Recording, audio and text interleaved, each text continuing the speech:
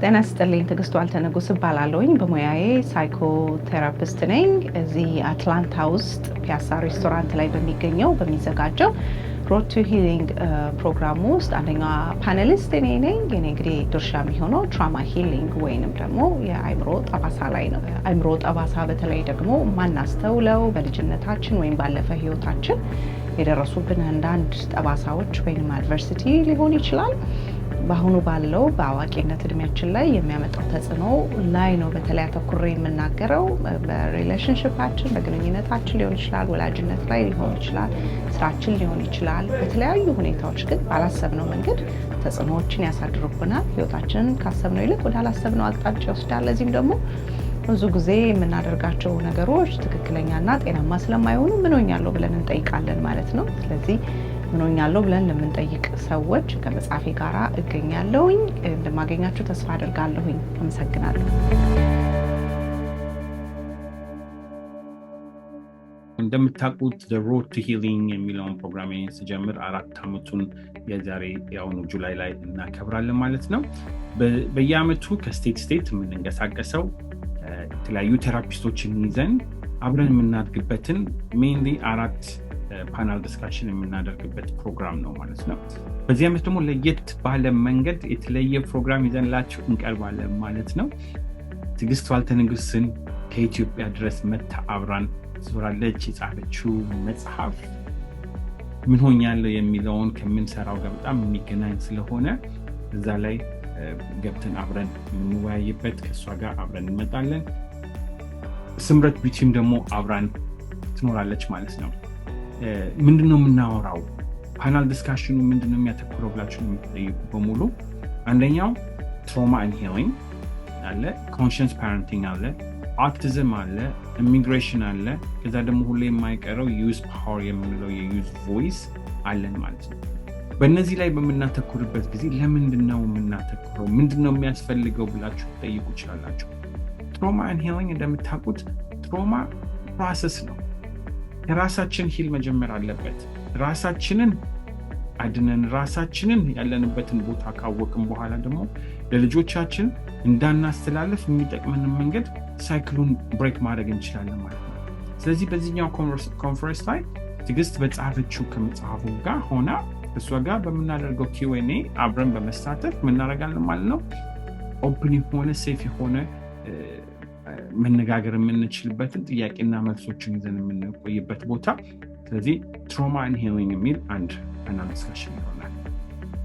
ከዛ በኋላ ደግሞ ኮንሽንስ ፓረንቲንግ፣ ልጆች ስናሳድግ በምን አይነት መንገድ ነው የምናሳድገው? ምክንያቱም የኛ ቅድም ከትራማ ጋር ቢያያዝም እኛ ያለፍንበትን ችግር ካላወቅን ለልጆቻችን ደግሞ እናሳልፋለን። አንዳንድ ወላጆች ምን ይላሉ? ተደብድቤ ነው ተመትቼ ነው ያደግኩት፣ ምን ለውጥ አለው? ምን ሆኛለሁ ይላሉ። ያንን የምናቆምበት ለልጆቻችን ሄልዚ የሆነ ኢንፎርሜሽን እኔ ከእናትና ከአባቴ ጥሩ ነገር ተሰጠኝ ለልጆቼ ማስተላለፍ ይችላል። ከእናትና ከአባቴ ደግሞ ጥሩ ነገር ካላገኘሁም ያንን ነው የማውቀውን ነው የምሰጥ። ስለዚህ ለየት አድርገን ሽፍት አድርገን በመማር በማንበብ አብረን በመወያየት አስተሳሰባችንን ቀይረን ልጆቻችንን በጥሩ ሁኔታ ማሳደግ እንችልበታለን። አሜሪካ ያለን ሰዎች ለምሳሌ ልጆቻችንን ስናሳድግ እንደ ኢትዮጵያ ነው የምናሳድገው፣ እንደ ኤርትራ ነው የምናሳድገው፣ እንደ ጥቁር ነው የምናሳድጋቸው፣ እንደ አሜሪካ ነው የምናሳድጋቸው? ይህንን ጥያቄ በሙሉ መመለስ ያልቻልንበትን መንገዶች አብረን በመወያየት ኮንሽንስ ፓረንቲንግ በሚልበት በማሰብ ልጆቻችንን እንዴት ነው የምናዳምጠው፣ ከመጮህ ኢሞሽናችንን ኮንትሮል አድርገን በምን አይነት መንገድ መወያየት እንችላለን የሚለውን ኮንሽንስ ፓረንቲንግ ይኖራል። ከዛ ደግሞ አውቲዝምን እንደምታውቁት ወይም ደግሞ ዲፍረንትሊ ኤብል የሆኑትን ልጆችም ደግሞ ሲኖሩን እንዴት አድርገን ነው የምናሳድገው? እንደምታውቁት እኔ አንድ ልጅ አለኝ አውቲዝም ያለው። ያንን በምኖርበት በማድግበት በሚሆንበት ቦታ ላይ አክሰፕታንስ የሚያስፈልግበት መንገድ ብዙ ጊዜ ችግር ውስጥ የምንገባው ልጆቻችንን እንደ እርግማን እንደ ቅጣት አድርገን እናያቸውና አክሰፕት ራሳችን ሳናደርግ ራሳችን አዌር ሳንሆን ሌላውን ማስተማር አንችልም። እኛ ደግሞ አክሰፕት ካላደረግን ይሄ ቶሎ ብለን ልጆቻችን ኤርሊ ኢንተርቬንሽን የሚባለውን ነገር አያገኙትም ማለት ነው።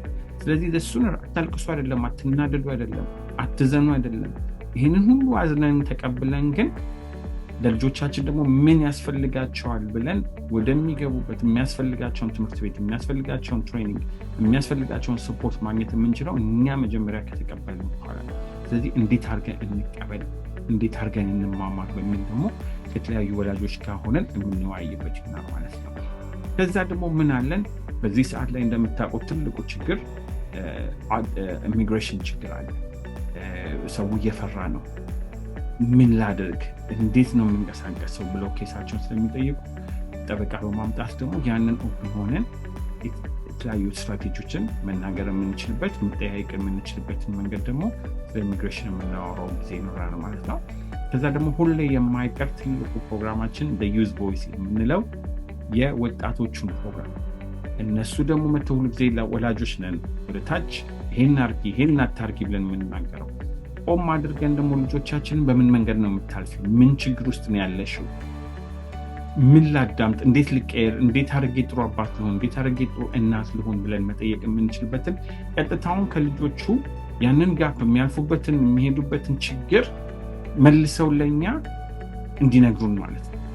ሜንታል ታቡ ሳይሆን የምናወራበት መንገድ በስርዓቱ ከፍተን ሴፍ የሆነ ቦታ ለልጆቻችን ከከፈትን እነሱ ከኛ ጋር አብረው መወያየት ይችላሉ ማለት ነው።